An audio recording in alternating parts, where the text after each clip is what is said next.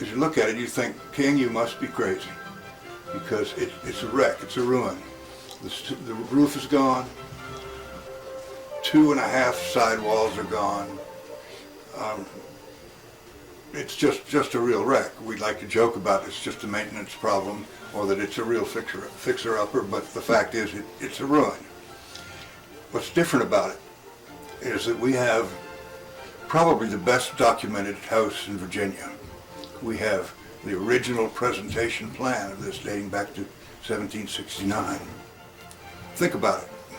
You go to Stratford or almost any of the other great old houses, and you walk in and they're beautiful, beautifully furnished, beautifully maintained, but you can't see a single construction timber or any piece like that. Here you can not only see them, you can handle them if you're a professional.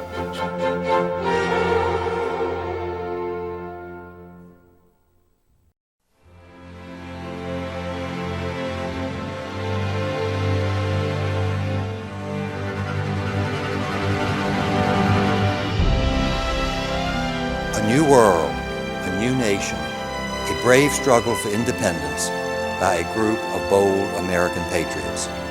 One of those patriots, Francis Lightfoot Lee, lived here at Menokin.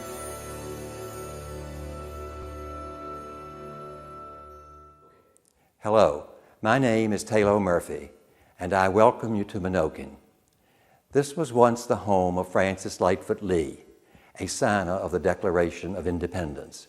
He lived here with his wife, Rebecca Telly Lee. The Menokin Foundation acquired this property in 1995, and since then has worked to preserve and interpret it as a means to better understand architecture, archaeology, history, conservation, and ecology. In order to better understand the mission, perhaps we should begin with the history of Menokin and the people who lived here.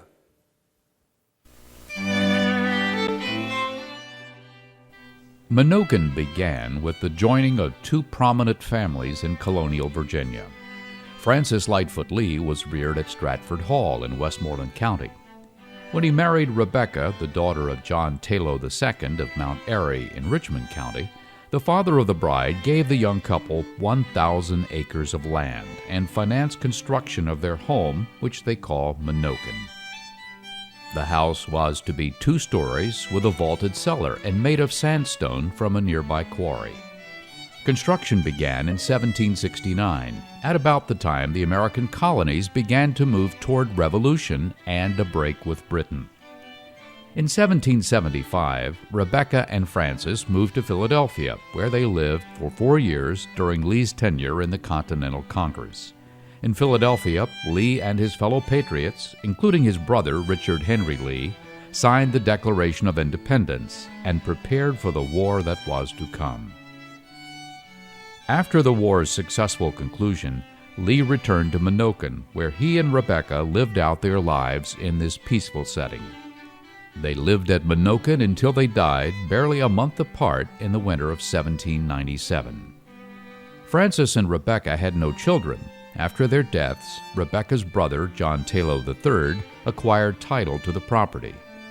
Later, Menokin became the home of John Tello Lomax, who was handpicked by Thomas Jefferson to be the first professor of law at the University of Virginia. The Tellos sold the property in 1823, and over the years, the ownership of the Menokin plantation passed to a number of different families. By the time of the Great Depression, the house had begun to fall into a state of disrepair. The condition of the house worsened by the early 1960s. The Omohundro family, who had inherited the property, saved what they could. Worried that vandals and the elements were taking their toll, the owners removed the doors and other woodwork, putting them in a safe place. Not long after, sometime around 1968, the inevitable occurred. The roof collapsed, and it appeared the historic landmark would be lost. Fortunately, it wasn't. In 1995, the Menokin Foundation, led by Martin King, received title to the house and 500 of the original acres. The generosity of Edgar Omohundro enabled the foundation to preserve and interpret the site to teach future generations about history, architecture, conservation, and ecology.